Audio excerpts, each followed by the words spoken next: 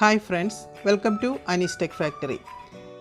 വളരെ ടേസ്റ്റും സ്പൈസിയുമായിട്ടുള്ള മട്ടൺ കൊണ്ട് ഒരു കപ്പ ബിരിയാണിയാണ് ഇന്ന് ഞാൻ ഉണ്ടാക്കുന്നത്.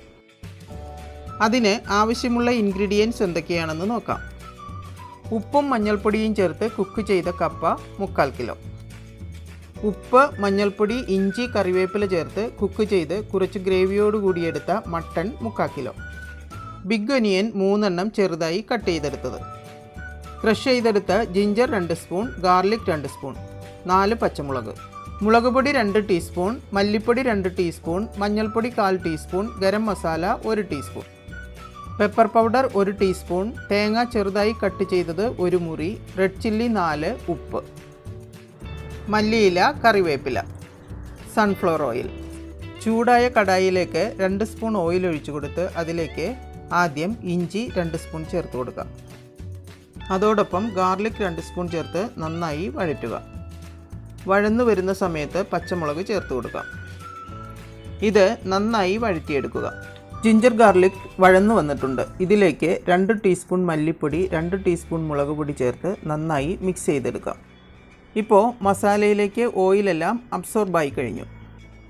അതുകൊണ്ട് ഒനിയൻ വഴറ്റുന്നതിന് ആവശ്യമായ 3 ടീസ്പൂൺ ഓയിൽ കൂടി ആഡ് ചെയ്ത് കൊടുക്കാം. ഓയിൽ കണ്ടൻറ്റ് കുറയ്ക്കണമെന്നുള്ളവർക്ക് ഇത് അവോയ്ഡ് ചെയ്യാം.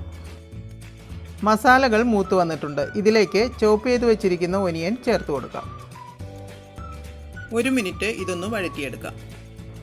കപ്പയും മട്ടണും കുക്ക് ചെയ്തപ്പോൾ ഉപ്പും മഞ്ഞൾപ്പൊടിയും നമ്മൾ ചേർത്തിട്ടുണ്ടായിരുന്നു. അതുകൊണ്ട് ഇതിലേക്ക് 1/4 ടീസ്പൂൺ ഉപ്പും മഞ്ഞൾപ്പൊടിയും മാത്രമേ ചേർക്കുന്നുള്ളൂ. ഇതിലേക്ക് 1 ടീസ്പൂൺ പെപ്പർ പൗഡറും 4 റെഡ് ചില്ലിയും ചേർത്ത് കൊടുക്കാം. അതോടൊപ്പം കട്ട് ചെയ്ത് വെച്ചിരിക്കുന്ന തേങ്ങ കൂടി ചേർത്ത് നന്നായി യോജിപ്പിച്ചെടുക്കണം. ഇനി ഇത് 2-3 മിനിറ്റ് നന്നായി വഴറ്റിയെടുക്കാം. ഇനി ഇതിലേക്ക് 1 ടീസ്പൂൺ ഗരം മസാലയും കറിവേപ്പിലയും ചേർക്കണം. ഇപ്പോൾ മസാലകളെല്ലാം നന്നായി വഴന്നു വന്നിട്ടുണ്ട്. ഇതിലേക്ക് കുക്ക് ചെയ്ത് വെച്ചിരിക്കുന്ന മട്ടൺ ചേർത്ത് കൊടുക്കണം. ഗ്രേവിയോടുകൂടി ചേർക്കുമ്പോൾ ഇതിന് ഒന്നുകൂടി ടേസ്റ്റ് കൂടും. എല്ലില്ലാതെയാണ് ഞാൻ ഈ മട്ടൺ എടുത്തിരിക്കുന്നത്. ഇത് നന്നായിട്ടൊന്ന് യോജിപ്പിച്ചെടുക്കാം. കുറച്ച് മല്ലിയില കൂടി ചേർത്ത് കൊടുക്കാം.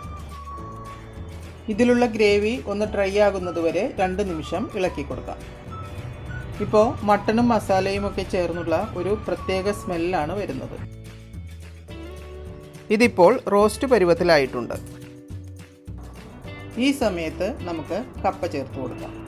മസാലകളെല്ലാം കപ്പയുടെ എല്ലാ ഭാഗത്തും എത്തുന്നത് വരെ ഒന്ന് മിക്സ് ചെയ്തെടുക്കാം. ഇപ്പോൾ എല്ലാം നന്നായി മിക്സ് ചെയ്തെടുത്തിട്ടുണ്ട്. സ്പൈസി ആയിട്ടുള്ള മട്ടൺ കപ്പ ബിരിയാണി റെഡി ആയിട്ടുണ്ട്. ഇനി ഇതൊരു സർവിങ് ബൗളിലേക്ക് മാറ്റാം.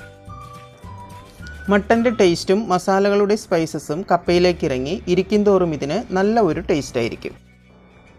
എല്ലാവരും ഇതൊന്ന് ട്രൈ ചെയ്ത് നോക്കണം.